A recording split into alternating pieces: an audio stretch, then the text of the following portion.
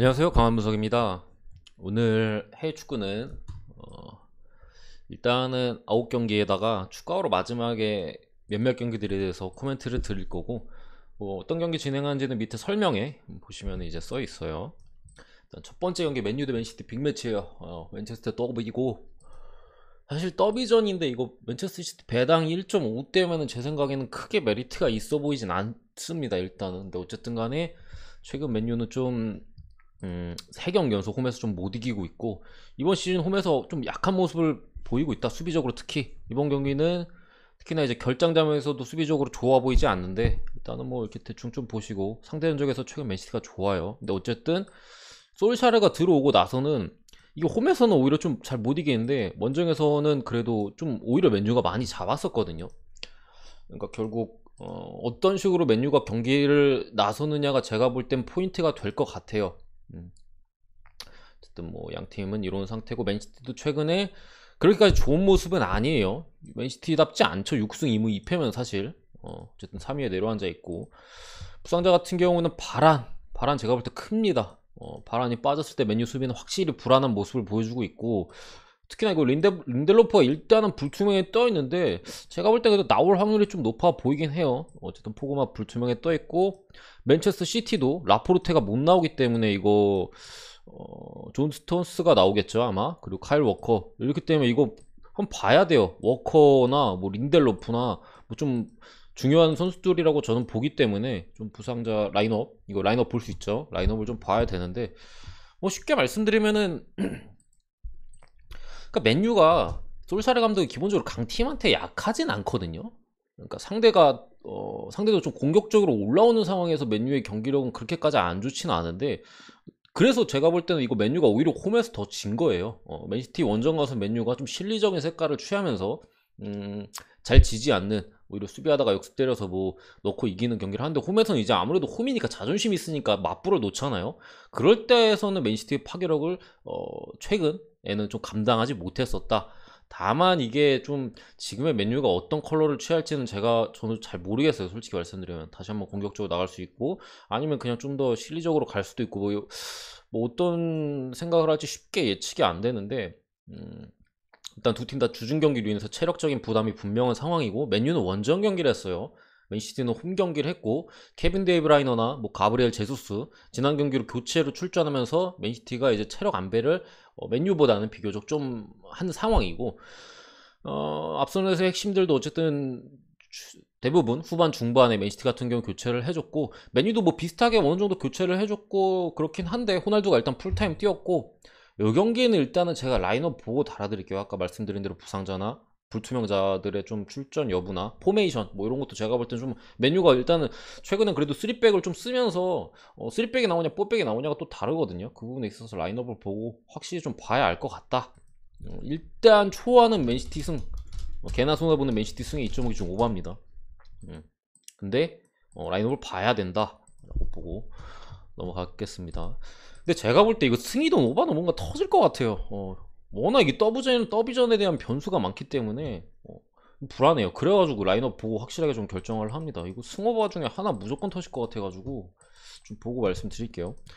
그 다음에 스페치아 대 토리노인데, 일단 수비적으로 워낙 좀 견고한 좀 토리노의 모습이에요. 원정에서는 좋지 않은 모습인데, 어쨌든 스페치아도 마찬가지의 모습이고, 최근에서는 그래도 토리노가 조금씩 뭐 부상자들이 좀 돌아오면서, 근데 또 아웃된 선수들이 또 있어요 이번 경기에서는. 근데 어쨌든 이런 모습이고, 원정에서 2연패, 제가 볼 때 이거 스페치아한테 원정 3연패는 쉽지 않다. 토리노가 지금의 기세라면 어쨌든 수비가 되기 때문에.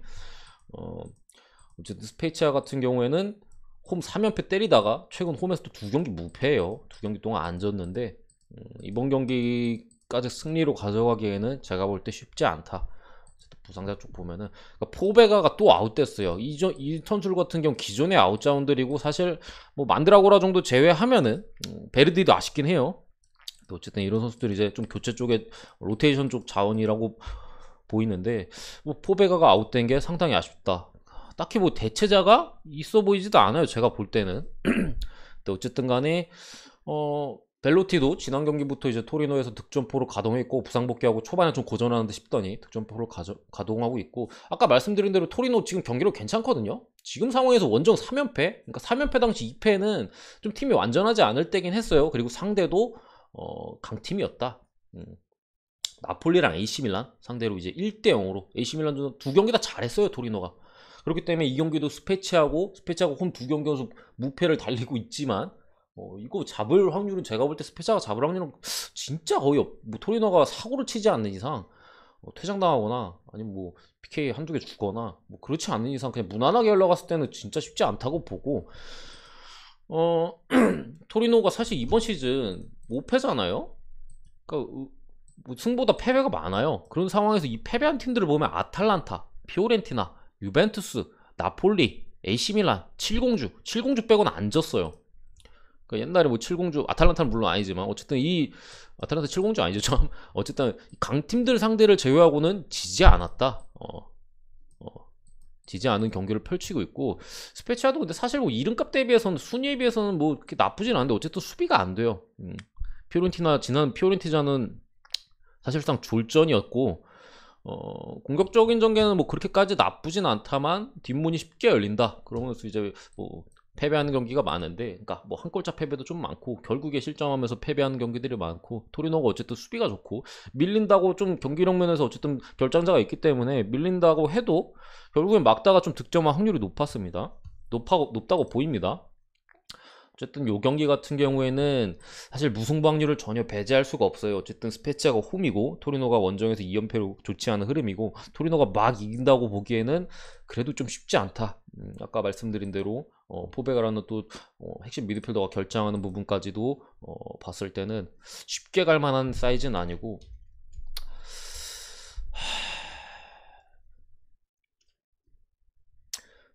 이 경기는 토리노 승 쪽을 보고요, 무승부 보험 쳐야 될 것 같아요, 제가 볼 때는. 이게 보험 치기가 사실 애매한 배당이어서 이 경기 같은 경우에는 애매해요, 이게. 그러니까 사실 이런 정배당에 이게 무승부 보험 치려면 이게 정배가 2점, 한 최소 2점 초반 이상은 돼야 되는데 1점 후반대잖아요. 이게 만약에 승이 떠버리면은 금액을 반반 간다고 했을 때는 약간 손해예요. 약간 1점 어쨌든 후반대기 때문에 약간 손해인데, 어쨌든 무승부가 뜨면 이득이 되고, 반반 갔을 때 또 이제 무승부 배당이 높기 때문에 반반 해가지고 나눠 갔을 때 금액 조절을 어느 정도 하면은 결국에 맞추면 이득이긴 하거든요. 토리노가 안 지기만 하면 이득이긴 해요. 그 때문에 이 경기를 사실 뭐 하나로 찍어가지고 뭐 베팅하기엔 너무 리스크가 커 보이고, 지지 않는다고 이렇게 베팅을 해서 금액 조절을 어느 정도 하면은 결국에 토리노가 안 지면은 무조건 이득이에요. 금액 조절을 하면은. 물론 반반 때리면은 토리노가 이겼을 때 약간 손해, 진짜 거의 뭐 조금 손해일 거예요. 그런데 어쨌든 금액 조절을 해서 뭐 이런 식으로 가도 괜찮을 것 같다. 맞춰도 뭐 사실 토리노가 지지만 않는다면은 뭐 크게 이득은 아니지만, 배당적으로 크게 이득은 아니지만 어쨌든 뭐 이런 식으로 가는 게 맞아 보인다. 이 경기를 뭐 주력이나 뭐 한쪽을 쉽게 보기에는 어려운 경기다. 근데 저는 굳이 보면 그래도 토리노 쪽이 우세한 경기를 할 것 같아요. 최근 경기력이 너무 괜찮기도 하고 이렇게 봅니다. 자, 볼프스 대 아우크스부르크. 일단은 볼프스가 최근 기세가 좋아요. 뭐 반볼멜 자르고 코펠트 감독이 오고 2연승을 지금 달리고 있고, 확실히 못백에서 3백으로 전환한 이후에 좀 수비적으로 그나마 좀 더 안정감을 보여주고 있고, 지난 잘츠부르크전에서도 사실 세트피스 프리킥 원더골이 나왔던 실점이었고, 아직까지 두 경기 연속 필드골은 허용하지 않고 있는 볼프스 부르크입니다. 어쨌든 근데 이 경기 좀 불안한 면이, 상대 전적에서 무승부가 상당히 많다, 볼프스에서. 이게 총 좀 옛날 기록까지 보면은 7승 7무 6패거든요 볼프스 홈 기준. 근데 볼프스 어쨌든 양팀 상대 전적이 7승 7무 6패인데 볼프스 홈 기준으로 따졌을 때는 2승 5무 3패예요. 그러니까 볼프스가 오히려 적게 이겼고 무승부 비율이 상당히 높은 모습을 보여주고 있다는 점도 불안하고, 추가로 뭐 불안한 점 말씀드리면은 너무 많아요. 뭐 제 기준에는 이제 파란색을 그래도 좀 주요 자원이라고 보고 이제 파란 색깔을 칠한 건데, 아 이게 불투명자들이 사실 나와주면은 괜찮은데 이 선수들이 어떻게 될지 모른다. 이 경기를 저희가 그래도, 이게 10시 반 경기죠. 라인업을 볼 수가 있긴 합니다. 진짜 막판에 11시 반이기 때문에 못 보네요. 그러면은 저는 이거 볼프스 승배당 메리트는 딱히 있어 보이진 않아요. 근데 어쨌든 간에 아우크스도 지난 슈투트가르트전에 홈 경기에서 이제 반등을 했고 좋은 경기력을 보여줬어요.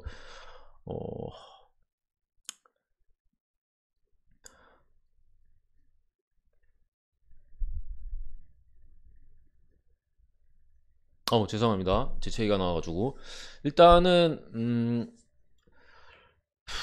어떤 식으로 흘러갈지가 사실 쉽지 않은데 아우크스가 어쨌든 지난 좋은 경기로 보여가지고 내려앉을지. 근데 볼프스 상대로 사실 제가 볼 때 내려앉을 확률은 없어. 어쨌든 볼프스가 상대를 강하게 압박하면서 공격적으로 나가는 스타일은 아니고 이번 감독이 부임하고는 사실 수비를 일단 안정화시키는데 좀 초점을 맞춘 모습이에요. 물론 이 코펠트 감독이 사실 어, 예전 뭐 브레멘 시절 이런 거 보면은 기본적으로 공격적인 감독이고 뭐 이런 모습인데 어쨌든 지금 볼프스 같은 경우는 사실 선수단 자체에서의 어떤 신뢰나 뭐 좀 자신감 뭐 이런 부분들이 지금 최고조의 좀 상태에 있다. 자신감에 차 있다. 감독이 새 바뀌고 두 경기에서의 결과도 좋았고 내용도 나쁘지 않았어요. 어, 이런 상황에서 그래도 좀 무승부로 흘러갈 가능성이 없지 않다 하더라도 무승부를 보기에는 조금 어렵지 않나 싶은 경기예요. 어렵지 않나 싶은 경기인데 아까 상대 전적에서도 그렇고 어, 이렇게 저는 이렇게 보긴 하는데 그러니까 상대 전적 이 부분에서 불안하고요. 불투명자의 출전 여부 뭐 이런 것도 있고 아우크스 브루크의 직전 경기 반등 뭐 이런 것들이 변수가 될 수 있다. 그러니까 변수가 생각보다 좀 있는 경기다. 그리고 배당이 제가 볼 때는 볼프스가 이거 1.4대 받을 만한 경기력을 보여주고 있나라는 의문이 들긴 해요. 그러니까 아직까지 여전히 실리적인 색깔이 강하거든요. 볼프스 같은 경우에는 그러니까 상대를 좀 압살해가지고 이렇게 이기기보다는 실리적인 색깔을 취하고 있는 팀이 지금 1.4대. 그리고 어쨌든 주중 경기를 또 치르고 왔어요. 주중 경기 치르고 왔으니까 그런 체력적인 부분도 좀 분명히 있고 오늘 같은 경우에는 그리고 제가 이거 왜 오바봤냐면은 어쨌든 수비적인 부분에서는 개선이 최근 두 경기 된 걸로 보이고 이 감독이 그래도 공격적인 성향이라 공격 작업에 대한 볼프스가 좀 더 그쪽에 대한 신경을 쓸 걸로 보이고 아우쿠스가 지난 경기 4골을 넣었어요. 이 경기 볼프스가 그러니까 수비가 괜찮은데 와 이제 수비 그냥 완벽하다 이런 건 아니거든요. 지난 경기 잘츠부르크전에서도 아데에미가 1대1을 두 번을 놓쳤어요. 물론 그때 당시에 수비가 볼프스가 좋았습니다. 그러니까 아데에미가 쉽게 1대1 찬스에서도 쉽게 슈팅을 하지 못하게 뒤에서 끝까지 붙어주고 이렇게 몸싸움을 해주면서 밸런스가 무너지면서 그 1대1이 나갔던 부분에서 이제 수비 점수를 높게 준 건데 어쨌든 그런 찬스를 허용하는 정도다. 그러니까 상대의 찬스를 완벽하게 틀어막는 정도의 수비가 아니라는 걸 봤을 때 아우쿠스가 지난 경기 4골 더군다나 이제 주포 니우더 레오너가 오늘 경기 복귀합니다.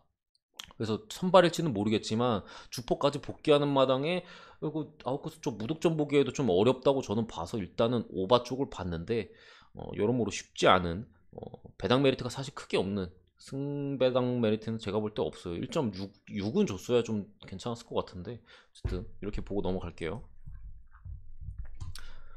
이거 말고도 이 비슷한 배당에 더 좋은 경기들이 있어요. 그래가지고 저거를 굳이 좋게 볼 이유가 없었다라고 보고 보쿰대 이제 호펜하임인데 호펜하임이 이제 최근에 전술적으로 약간 변동이 있습니다. 그 와중에 뭐 올 시즌 전체적으로는 이제 원정 경기가 좋진 않지만 앞으로의 좀 더 좋은 성적은 좀 기대해 볼 만하다라고 보여지고 보금은 어쨌든 간에 얘네는 그냥 무조건 선수비 후역수비예요. 무조건 선수비 후역수비고 사실 공격에 대한 효율이 그렇게 좋은 팀은 아닙니다. 떨어지는데 홈에서만큼은 그래도 좀 뭔가 해주는 경기를 보여주고 있어요.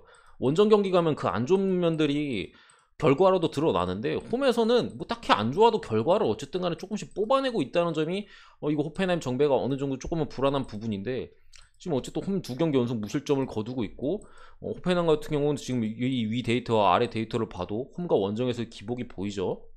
뭐 이런 상황인데 부상자 쪽을 봐도 일단은 바움가트너가 이거 불투명이라고 적혀 있긴 한데 핵심 미드필더거든요. 약간 공격 쪽에 힘을 실어줄 수 있는 미드필더 자원인데 제가 볼 때는 복귀할 가능성이 훨씬 높아 보입니다. 선발로까지 나올 가능성도 좀 보이는데 그러면 이제 호펜하임 쪽이 긍정적인 부분이고, 일단 호펜하임 같은 경우 아까 제가 전술적 변화가 있었다 말씀드렸는데 리그 초반에는 일단 뽀백을 주로 썼어요. 4-3-3을 이제 호펜하임에 많이 썼죠. 근데 쾰른전에 5대0 경기를 아마 기억하시는 분이 계실 텐데 그때 기점으로 3백을 썼어요. 쾰른전에 이제 쾰른의 중앙의 압박이 굉장하다 보니까 호펜하임이 이제 3백을 쓰고 미드필더의 숫자를 늘리면서 그리고 3톱에서 2톱으로 변경하면서 미드필더의 숫자까지 늘려버리면서 중원 싸움에서의 쾰른에서의 강점을 좀 상쇄시키면서, 특히나 이제 크라마리치의 능력, 이제 이번 시즌은 또 어시스트가 6개거든요. 근데 사실 이제 3톱보다는 이제 2톱에서의 그런 투톱으로 펼칠 때 이제 뭐라고 해야 되지? 어시스트를 좀 더 그 두 선수의 호흡이 중요하다고 해야 되나? 근데 어쨌든 크라마치가 최근에 마무리 패스가 상당히 좋으니까 그런 부분까지 살아나면서 최근에 좋은 성적을 기록하고 있고, 사실 그 쾰른전 이후에 패배가 바이에른미는 원정 4대 0인가? 그때 대패를 했죠. 그 경기였는데 사실 그때 호펜하임은 선수가 다 빠져 있었어요. 진짜로 다 빠졌어요. 그때 부상당하고 다 불투명 떠가지고 그냥 경기를 버렸던 경기고, 그 경기 제외하면 호펜하임이 쾰른전, 그러니까 3백을 쓰고 투톱을 가동한 시점 이후에 전승을 달리고 있고 거의 다 무실점이에요. 그런 부분을 봤을 때 아무리 보쿰이 홈에서 좋고 호펜하임이 원정에서 좀 부진한 모습을 보여주고 있다 하더라도 이거 보쿰 프렌을 쉽게 볼 경기는 아니다. 호펜하임이 전술적 변화를 통해서 지금 흐름을 잡았고, 이번 시즌 초반에 원정에서의 흐름이 안 좋지만 지금보다는 좀 더 나은 흐름을 가져갈 수 있다. 더군다나 보쿰이 경기력 대비 결과가 홈에서 좋았다는 부분을 감안할 때 경기력이 그만큼 결과보다 안 좋았다는 거잖아요. 그런 좀 운적인 부분도 좀 따라줬고, 아무래도 홈이다 보니까 관중의 영향이 있었을 수도 있고 그런 부분이 있겠지만 물론, 근데 어쨌든 간에 저는 그래도 호펜 쪽 보는 게 맞다는 생각이 듭니다. 페나이 스마고 2.5 기준 오바 보는데 제가 생각했을 때는 오바 찍을 바엔 승이 더 좋아 보이긴 해요. 제 생각에는. 근데 어쨌든 간에 변수는 호펜하임은 그래도 이 분데스리가를 오래 보셨거나 배팅을 오래 하신 분들은 아시겠지만 상당한 도깨비 팀입니다. 안 좋은 의미에서 도깨비 팀이에요. 이겨야 될 때 못 이기고 질 것 같을 때 약간 이겨주는 약간 그런 좀 도깨비 팀의 면모를 보이고 있는데, 올 시즌 같은 경우에는 그 도깨비의 면모가 조금 제가 볼 때는 좀 덜 나오고 있는 부분이 있다. 뭐 요 정도나 이제 홈이 홈에서의 강점, 어쨌든 이런 부분이 있는데 제가 볼 때는 그래도 페나임 쪽을 보는 게 맞다는 생각이 듭니다. 다음 경기가 이제 크리스탈 팰리스 대 울버햄튼인데, 울버햄튼은 지금 성적 자체는 좋은데 제가 지난 에버튼전에서도 말씀드렸어요. 그때는 물론 사실 울버햄튼이 이겼고 제가 좀 결정 장면에서 좀 체크하지 못한 부분이 있었는데, 오히려 제가 봤던 것보다 에버튼의 전력이 상당히 약했던 그런 경기에서도 울버햄튼이 막판까지 승리를 장담하지 못하고 상당히 고전을 했었죠. 그래서 전반에만 잘했고 후반에 울버가 두들겨 맞는 그림이었는데, 어쨌든 간에 흔히 말하는 뭐 될 놈 되는 놈은 된다 라는 말이 있잖아요.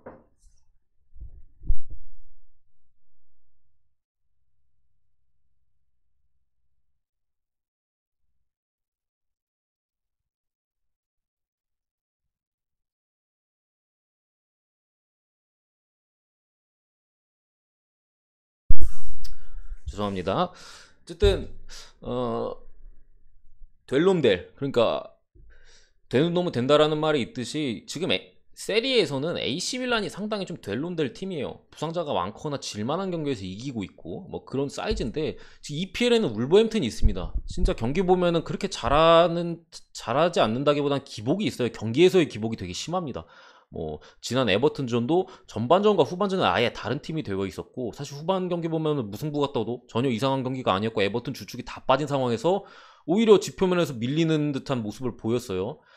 그 전 경기들에서도 이렇게 좋은 성적을 거둘 만큼 좋은 경기를 아니었음에도 계속해서 좀 지지 않는 경기를 하고 있다는 점에서 이 순위는 제가 볼 때는 조금 내려올 가능성이 있어 보입니다. 앞으로 기본적으로. 근데 어쨌든 간에 뭐 경기력이 좀 그렇다 하더라도 뭐 어쨌든 승리를 챙기고 지지 않는 모습을 보면은 기본적으로는 뭐 팀 위닝 멘탈리티가 좋다고는 볼 수 있는데, 어쨌든 그래요. 근데 반면에 이제 크리스탈 팰리스 같은 경우는 지난 맨체스터 시티 원정에서 2대0으로 승리를 따냈어요. 근데 사실 뭐 그런 말이 있잖아요. 강팀 상대로 이변을 만들면 다음 경기 귀신같이 못 이긴다 라는 게 뭐 실제로도 그런 일이 많이 일어나고 하는데, 어쨌든 지금 크리스탈 팰리스가 홈에서 3연무예요. 홈에서 특이사항 보시면 보이시죠? 홈에서 지금 3연무를 기록하고 있고, 이거 4연무는 기본적으로 좀 보기 힘듭니다. 개인적으로 뭐 더군다나 크리스탈 팰리스가 뭐 코너 갤러거 뭐 이런 미드필더 쪽에서 요즘 엄청 잘하는 자원도 있고, 앞쪽에 뭐 윌프레드 자뭐 이런 애들도 잘해주고 있고, 지난 맨시티 유나이티드도 잘했고, 공격적으로 괜찮은 팀이다. 다만 수비적으로 약간 미스가 있는 부분이 시즌 초반에서는 많았는데 점점 개선해 나가고 있는 모습을 보여주고 있어요. 특히나 이제 2승 6무 2패로 14위에 내려앉아 있지만 일정을 보면 그런 생각이 안 드실 겁니다. 이번 시즌에 크리스탈 팰리스 일정을 한번 읊어드리면은 첼시, 브렌트포트, 웨스트햄, 토트넘, 리버풀, 브라이튼, 레스터, 아스날, 그 다음 뉴캐슬, 맨시티, 그리고 오늘 울버햄튼이에요. 그러니까 다른 팀들에 비해서 뭐 하위권 팀들보다는 상위권 팀들만 주로 만났다. 뭐 브렌트포트도 이번 시즌 초반은 엄청났잖아요. 그거 빼면은 막말로 뉴캐슬 좀 빼고는 브라이튼도 이번 시즌 잘하죠. 초반에 좋았죠.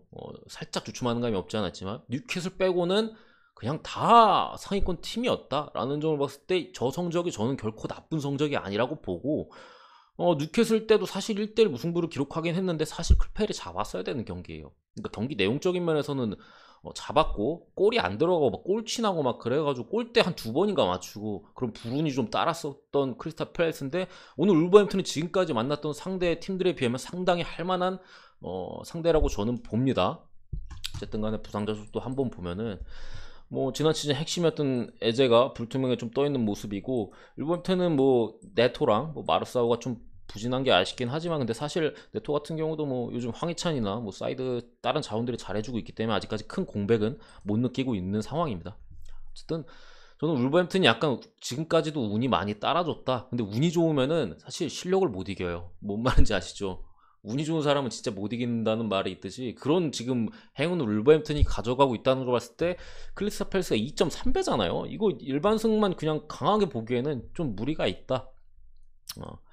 무리가 있고, 그래도 울버햄튼 쪽에 프렌은 저는 없다고 생각합니다. 저는 이거 울버 승 절대 없다고 생각해요. 울버 프렌 하면 무조건 무승부라고 저는 개인적으로 생각하고, 울버는 일정에 대한 운도 엄청 좋아요. 얘네가 일정이 거의 크리스탈 팰리스와 아주 상반되는 일정을 보여주고 있는데, 초반엔 안 좋았어요. 레스터, 토트넘, 맨유 초반에 안 좋았고 3번 다 졌어요. 3연패로 시작했고, 그 다음에 와포드, 뭐 브렌트포트, 사우스햄튼, 뉴캐슬, 에스턴 빌라, 리즈, 에버턴, 이게 선수 팀 몇 명만 들으면은 그렇게 안 좋지는 않은데라고 생각할 수 있는데, 와포드죠.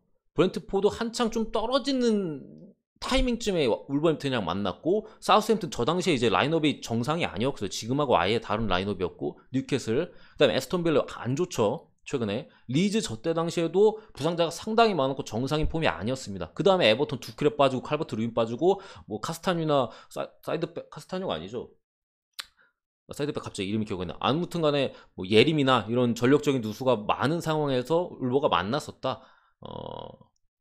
여러 가지로 봤을 때 지금 울버의 순위는 과대평가돼 있다. 한마디로 표현하면은 그렇게 보고요. 저는 결과는 크리스탈 팰리스 승에 무보험 봅니다.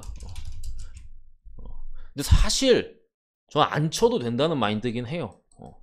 왜냐면 이게 사실 그냥 딱 보면 무보험 쳐야 될 것 같고, 뭐 배당이 어쨌든 세기 때문에 무보험을 때려도 지지만 않으면 무조건 이득이에요. 2.3대기 때문에. 근데 무보험을 어쨌든 안 쳐도 괜찮을 것 같다는 생각이, 이거 비기면 홈에 4연무거든요 4경기 연속 무승부예요. 그런 것까지 감안한다면은 뭐 저는 사실 막 4연무 이런 건 잘 안 봐요. 그렇기 때문에 일단 승 쪽만 가도 저는 배당 대비 메리트로는 괜찮지 않나. 2.3대 치고는 좀 괜찮은 경기다라고 저는 보입니다. 어쨌든 좀 불안하신 분들은 무범까지 치면은 제가 볼 때는 울보승 없다. 뭐 어쨌든 뭐 퇴장이나 뭐 이런 변수가 나오면 모르긴 하겠지만, 저는 진짜 그냥 무난하게 가면 울버가 절대 못 이긴다고 생각합니다. 경기력 면에서. 슈투트 대 아르미니 빌레펠트인데 똥대결이에요. 전체로는 뭐 상대 전적에서는 뭐 이런 모습 보이고 있지만 슈투트가 홈에서 3승 3무 1패 좀 예전 데이트까지 가져오면 뭐 이런 모습인데, 일단은 아르미니 빌레펠트가 이번 시즌 전체적인 분위기 보면은 아직 첫 승이 없어요. 10경기를 했는데 첫 승이 없습니다. 거의 시즌의 3분의 1 가까이 4분의 1 정도로 했는데 첫 승이 없는 모습이고, 좀 전력대로 경기가 대체로 흘러가요. 강팀만 하면 지고요. 비빌만한 팀들 만나면 묵힙니다. 이게 딱 그 데이터예요. 이거 다 강팀이었고요. 이거 다 할만한 팀들이었어요.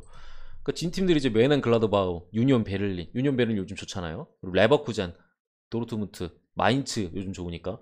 이런 팀들 말고는 엔가는 팀 상대로는 이기지 못해도 좀 잘 지지 않는다 라는 좀 모습을 보여주고 있고, 슈투트 같은 경우에는 올 시즌에 부상자가 너무 많죠. 얘네는 그냥 문제가 딱 정해져 있어요. 얘네 지금 이 성적, 이 전력으로 정말 잘하고 있는 거예요. 감독 정말 잘하고 있는 건데 부상자가 너무 많고, 지난 시즌에 거의 30골 가까이 뽑아냈던 두 선수가 결장합니다. 계속 그냥 이번 시즌에 아예 못 나오고 있어요. 장기 부상으로 빠져 있고.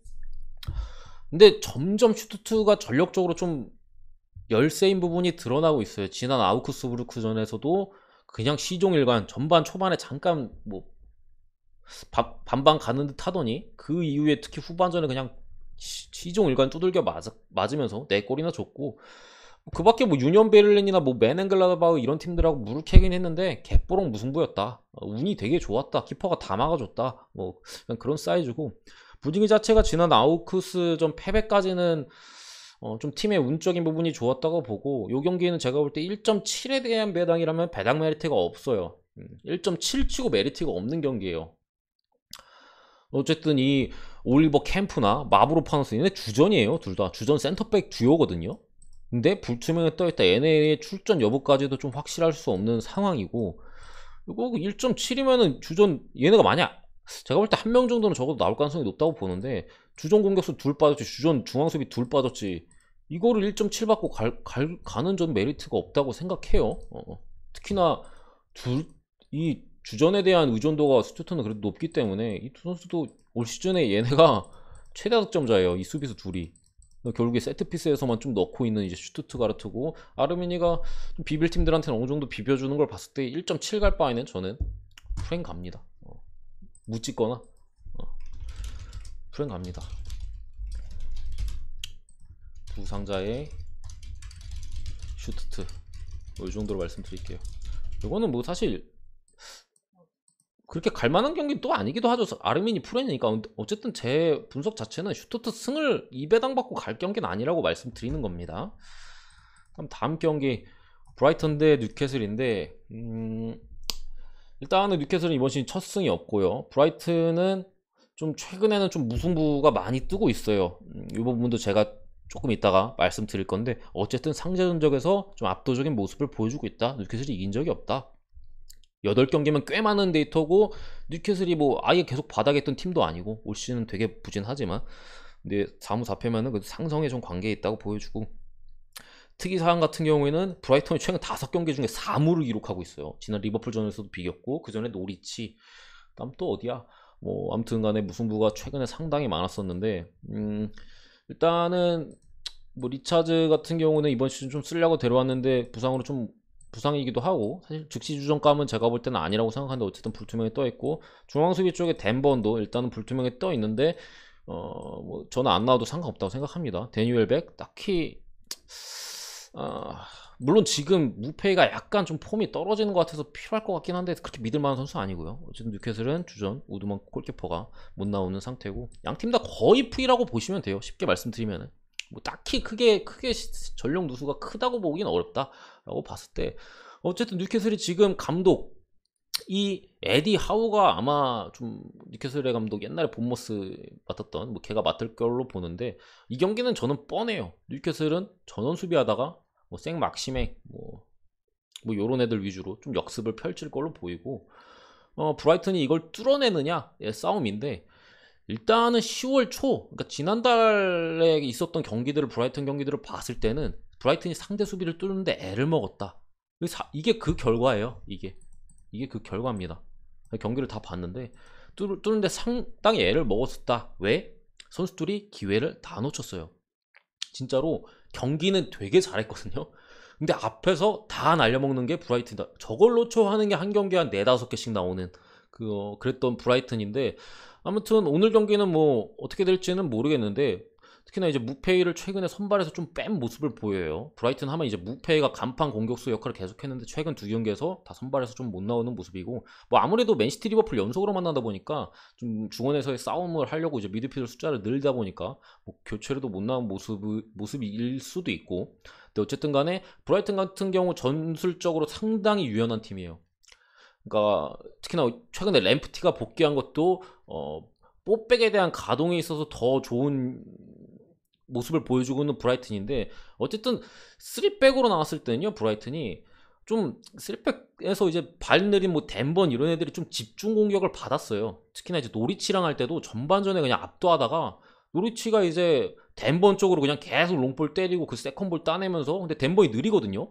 그러다 보니까 이제 덴번 쪽에서 지금 불투명에 떠있는 그쪽에서 계속 공격적으로 찬스를 얻었고, 브라이턴이 약간 당황하면서 좀 경기가 이상해져가지고 그냥 무승부가 나왔었는데, 아무튼 그런 약점들을 좀 극복하고자 최근에는 좀 뽀백을 좀 많이 사용하는 모습이고, 아무래도 램프티가 돌아왔고 경기력도 괜찮기 때문에 뽀백으로의 전환이 괜찮아 보인다. 근데 어쨌든 간에 브라이튼은 여러 전술을 다 사용할 수 있고, 그리고 비수마, 팀 내 핵심 미드필더였던 비수마가 법 관련 문제로 최근에 못 나왔죠.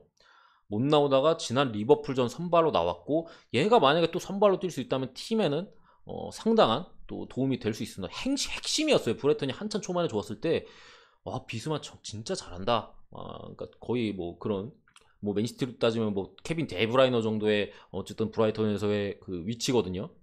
그렇기 때문에 얘가 또 나오기 시작하면 브라이턴의 경기가 다시 올라올 수 있고, 최근에는 그래도 득점에 있어서 지난 10월 초나 그 전에 이제 4연무를 캘 때보다는 좀 더 나아진 모습을 보여주고 있다는 걸 봤을 때, 이 경기는 저는 딱히 변수가 안 보인다 라고 말씀드릴게요. 변수가 딱히 안 보인다, 제가 볼 때는. 그래서 아까 뭐 볼프스 이런 경기보다 저는 브라이튼이 더 좋아 보입니다. 다음에 라이프치히 대 도르트문트인데, 일단 두 팀 간의 상성은 분명해요. 상대 면접 보세요. 이게 라이프치히가 못하는 팀이 아니잖아요. 올 시즌에 좀 못하고 있을 뿐이지, 뭐 그전에는 챔스 가고 뭐 우승 경쟁까지 했던 팀인데, 이런 전적이라는 건 두 팀 간 상성이 분명히 있다는 건데, 다만 부상자 쪽 지금의 스쿼드 뎁스에서 좀 차이가 있습니다. 두 팀 다 기본적으로 지난 챔피언스리그 일정을 홈에서 했고요. 라이프치히는 이제 파리랑 무승부, 도르트문트는 아약스한테 전반에 퇴장이 나오면서 3대1로 그냥 쉽게 깨졌는데, 상성에서 유리함이 있다고는 하나, 지금 보시면은 홀란드, 뭐 하팔 게레이로, 엠레찬, 니코 슐츠, 뭐 레이나, 뭐 다우드나 볼프 같은 경우는 지난 경기에서 살짝 부상을 입어서 불투명에 떠있는 모습이고요. 이게 지금 스쿼드 뎁스에서 차이가 너무 심해요. 라이프치히는 지난 경기에서 이제 캄프리나 하이다라, 뭐 폴센, 그러니까 사실 주전으로 나와도 특별히 이상할 거 없는 선수들이 벤치를 지키고 있었고, 다른 선수들이 그렇다고 후보를 내보내지 않았어요. 그러니까 다른 선수들도, 주전으로 나와서 뛴 선수들도, 선발 라인업에 나와서 그 선수들도 주전감이거든요. 그러니까 뎁스에서 차이가 좀 많이 나요, 지금 상황에서. 그러니까 주전 라인업만 딱 놓고 보면은 제 생각에 중립 경기를 펼친다고 봤을 때는 도르트문트가 할만하거든요. 라이프치히가 홈이라는 걸 빼면은 도르트문트가 이겨도 이상하지 않거든요. 근데 선수의 뎁스에서 차이가 나고, 라이프치히는 지난 경기 선발에 뛰었던 선수들을 이 경기에 이제 그 경기에서 교체로 나오거나 좀 쉬었던 캄프리나 하이다라, 폴센, 더군다나 다니올모까지 복귀해가지고 지난 2경기에서 교체로 나왔었기 때문에 폼을 좀 올려놨고요. 그러니까 뭐 어릴 때 뭐 많은 호빵맨 이런 거 있잖아요. 라이프치히는 새 걸로 바꿔 끼는 거예요. 도르트문트는 약간 너덜너덜해져 있으면은 바꿀 자원이 지금 다 부상에 떠 있거든요. 그런 면을 봤을 때 라이프치히가 상성에서 안 좋지만 드디어 이길 찬스를 저는 잡았다고 생각합니다. 드디어 그 상성에서 좀 깨고 간만에 좀 좋은 경기력을 보이면서 이길 만한 찬스를 잡았다. 여기서 못 이기면은 앞으로도 저는 계속 그 상성이 끝까지 이어진다고 보는데, 여기서만큼은 좀 이겨줘야 된다. 상성이 아무리 있더라도 상성을 깰 절호의 찬스로 좀 보이고, 그리고 뭐 추가로 도르트문트가 홈과 원정에서의 기복이 좀 상당하잖아요. 올 시즌 2패밖에 없는데 2패가 다 원정이에요. 라이프치히는 올 시즌 4승인데 그 4승이 전부 홈이고요. 이거 1패 바이에른 뮌헨이고. 그렇기 때문에 충분히 라이프치히가 저는 배당 대비 메리트가 이 경기도 괜찮다고 저는 생각해요. 배당 대비 메리트가 나쁘지 않다라고 보고 2.5까지 볼게요. 1.78대면은 괜찮은데 싶은 경기입니다. 제 생각에. 레알 대 라요, 이거는 사실 뭐 딱히 말씀드릴 부분이 없죠. 뭐 잠깐 말씀드리고 끝내면은, 레알 같은 경우 이제 주전들의 과부하가 좀 있는 편이죠. 아무래도 이제 뭐 발베르데가 빠진 상황에서 카마빈가가 최근 경기에서 그렇게까지 좋은 모습을 보이지 못하면서 출전 시간을 못 얻고 있고, 그래서 뭐 모드리치나 카세미루, 토니 크로스 뭐 이런 선수들이 계속해서 나오고 있는 부분이 좀 레알 마드리드의 걱정인데, 어쨌든 공격 쪽에서 비니시우스도 계속 나오고 있긴 하지만 뭐 젊기 때문에, 워낙 어리기 때문에 그 부분에서 조금 그래도 다행인 부분이고, 벤제마 같은 경우 지난 엘체전에 출전을 하지 않으면서 그래도 체력적인 안배를 했고, 뭐 이런 부분을 봤을 때는 그래도 레알이 잡을 확률이 당연히 무난하게 좀 이겨줄 만한 경기를 보이고, 어쨌든 라요 같은 경우도 일정이 팍팍함 속에서 팔카오가 지난 경기 침묵을 했고, 지난 경기 경기력도 셀타비고 상대로 그 전에 보였던 좀 좋은 경기력을 보여주진 못했다. 양 팀 다 좀 답답한 경기를 했었어요. 셀타나 라요나. 그런 걸 봤을 때는 지금 레알이 특히나 홈에서 보다 원정에서 좋거든요. 홈에서 2승밖에 없어요. 뭐 이런 걸 봤을 때는 3연모가 있을까요? 이거 사실 라요가 이긴다고 보는 건 좀 말도 안 된다고 저는 생각하고, 라요가 원정에서 특히나 안 좋은데 말도 안 된다 생각하고, 홈에서 지금 2연모인데 3연모 사이즈 레알이, 저는 이거 레알이 그래도 이겨준다고 봅니다. 배당 자체가 괜찮다고 생각을 해요. 그래서 레알 승 보고요. 3.5 기준은 언더 볼게요. 그러니까 어쨌든 간에 일정의 빡빡함도 있고, 최근 레알이 그렇게 학살 경기보다는 뭐 한 골차 승리 뭐 이런 경기들 좀 많이 보여주고 있고, 라이오가 어쨌든 간에 완전히 마탱이 간 팀은 또 아니고 잘하고 있잖아 올 시즌 나름. 그런 부분에서 레알이 좀 지난 엘체전처럼 진땀승을 좀 거두지 않을까라고 보고, 몇몇 경기들에서 또 코멘트를 이렇게 띄워드리면은 여기다 그냥 적을게요. 여기다 그냥 적으면은 아탈란타 경기 있죠. 칼리아리.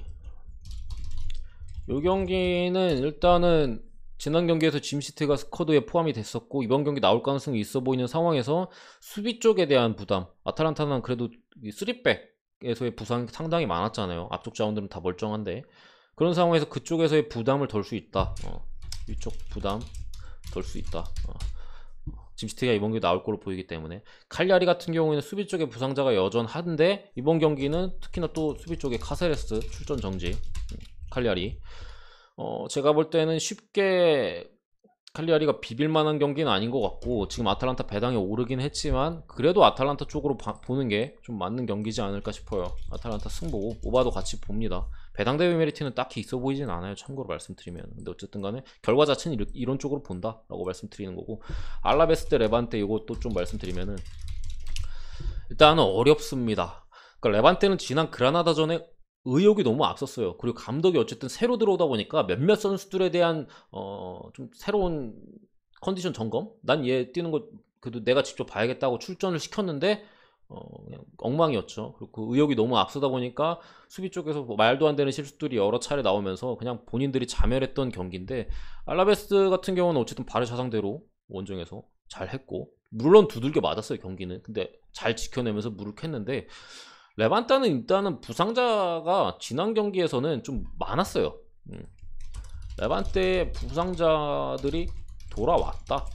그리고 지난 경기에서 실험 몇몇 선수들에 대한 실험이 있었는데 실패했고, 오늘은 기존의 주전들이 좀 나올 거다. 수비 쪽에서의 몇몇 선수들이 이제 부상가 해가지고 한 2명 정도 자원들이 막 실험했는데 엉망이었어요. 근데 이제는 좀 기존에 뛰던 선수와 뭐 부상에서 복귀한 선수가 나올 것 같고, 뭐 센터백 피에르 돌아오고, 지난 경기 쉬었던 라이트백 미라모니 오늘 경기 선발로 나올 걸로 보이는 가운데, 지난 경기보다는 레반테가 좀 안정적인 경기를 좀 가져가 주지 않을까 해요. 어쨌든 그리고 계속 결장했던 미드필더 쪽에 캄파나도 지난 경기 45분 뛰면서 몸 상태를 끌어올렸고, 라도자 얘도 지난 경기 못 뛰었는데 오늘 경기는 명단에 좀 포함될 가능성이 있어 보인다. 그러면서 사실 레반테가 기존 지난 그라나다 같은 전력이었으면 이거 알라베스 찍는 게 맞는데, 레반테가 그래도 조금 낮은 전력으로 나올 거고 지난 경기 수비 쪽에 엄청 문제가 있었기 때문에 분명히 수비적으로 많은 신경을 쓰고 나올 거다. 라인업적으로도 수비 라인업 절반이 바뀌고, 그런 면을 봤을 때는 저는 레반테 프렌을 보고요, 점이 좀 언더봅니다. 이렇게 볼게요. 레반테 같은 경우 이렇게 보고, 브란트포트 요것도 제가 분석은 안 했지만 많은 분들 좀 궁금해하실 것 같은데, 배당 메리트 없다고 봅니다. 없다. 무승부 봅니다. 이거 갈 바에 저는 브라이튼 가겠습니다. 영어로 나와. 그러니까 어쨌든 홈에서 부진한 브랜트포트고, 노리치가 이게 홈에서 부진하고 최근에 안 좋은 흐름을 이어가고 있는 브랜트포트인데, 노리치가 이거 1.45 받을 정도로 못하진 않아요. 결국에 져서 그렇지. 지난 리즈전에서도 잘 비볐었고, 리즈가 좀 제가 볼 때는 운도 좀 솔직히 좀 따랐어요. 노리치 대 리즈 승 오바 봐서가지고 좀 전 배팅을 했었고 좀 똥줄 탔는데, 운이 좀 따랐어요. 제가 볼 때 리즈가. 그리고 집중력, 그 마지막 한 방의 집중력에 있어서 리즈가 좀 더 좋았지, 노리치가 이 정도 2배당 받을 정도로 좀 경기력 면에서 아예 마탱이가 가지는 않았다고 봅니다. 브랜트포드가 특히나 홈에서도 안 좋고 최근 경기력도 초반만 못하잖아요. 그런 상황에서 1.45, 브라이튼이랑 동배당인데 터진 다음에 저게 좀 터지지 않을까 생각을 하고, 셀타비고 대 바르셀로나, 요거는 저는 바르샤 승出봅니다. 일단은 셀타 핵심 둘이 빠져요. 산티비나 그리고 맨데스, 아스파스 혼자뿐이다. 그다음 아스파스도 이번 시즌 좀 부진하고 있고, 바르샤는 이 경기 사비가 감독을 보나 안 보는지 잘 모르겠어요. 제가 뭐 주말에 바르샤 도착한다고는 했는데 뭐 이 경기를 감독으로 안 들어가겠죠 아마. 안 들어갈 걸로 보이는데, 어쨌든 새 감독이 오고 바르샤 레전드잖아요. 분명 새롭게 정신무장을 선수들이 어느 정도는 할 가능성이 높아 보이고 할 거고, 정신무장을 할 거고, 셀타비고의 주축들이 부상인 가운데 최근에 딱히 그렇게 또 앞선에서의 득점이 터지고 있지 않다. 전개는 어느 정도 되는데 지난 라요전에서도 결국 또 안 터졌다. 바르샤 상대로 좀 고전하는 경기가 되지 않을까. 안수 파티의 득점 예상하면서 바르샤 승 오버 봅니다. 승 오버. 근데 당연히 승을 좀 더 괜찮은 것 같기도 하고, 요거는 그리고 배당면에서 좀 그래도 한 말씀 제가 드리면은 1.8배 정도, 86이죠. 배당 메리트도 일단 나쁘지 않아 보이는데, 이게 배당이 좀 웃긴 게 원정 1.86이 라리가 기준으로 따졌을 때, 라리가 기준 원정 1.86 진짜 안 들어오는데 올해 2번 있었거든요. 올해 같은 경우 원정 1.86이 올해는 2번 다 들어왔습니다. 거의 라리가 기준으로 따지면은 뭐 최근 몇 년, 뭐 10년 전까지도 봤을 때 이제 한 20번 좀 안 되는 1.8 원정 1.86이 있었는데 4번밖에 안 들어왔거든요. 근데 그 중에 2번이 올해다. 그라나다 대 비아레알, 셀타비고 대 세비야. 비아레알이 이기고 세비야가 이겼고, 전체 축구 배당에서도 그다지 잘 들어오지 않아요. 뭐 기타 다른 리그들까지 포함한 1.86 원정 배당이 잘 들어오는 배당이 아닌데, 올해는 지난 연도들보다는 확실히 좀 잘 들어온다. 올해 이게 1.86이 13번 중에 8번, 60%, 60% 정도. 1.86에서 60% 정도면 괜찮거든요. 그런 상황에서도 배당적인 부분에서 좀 괜찮아 보이고 메리트도 좀 있어 보입니다. 셀타가 어쨌든 바르샤 상대로 홈에서 좀 잘 비비는 모습을 보여주고 있긴 하지만 핵심들이 빠졌고, 바르샤가 또 정신적인 무장 이런 걸 봤을 때 1.86이면은 또 안수 파티가 돌아오기도 했고, 지난 경기에서 또 뭐 나쁘지 않았고 가볼만하다 이렇게 보고요. 개인적으로 유벤투스 경기는 유벤투스 당분간 안 건드는 게 좀 맞다 생각을 하고, 이 정도에서 좀 마무리를 하겠고요. 영상 시청해주셔서 너무 감사드리고 좀 좋은 결과 있으시길 바라겠습니다. 오늘은 저는 좀 여러 경기를 좀 건드려 볼 생각이에요. 폴더를 나눠가지고 좀 여러 경기들을 좀 건드려 볼 생각이니까 보시는 분들도 좋은 결과 있으시길 바라겠습니다. 감사합니다.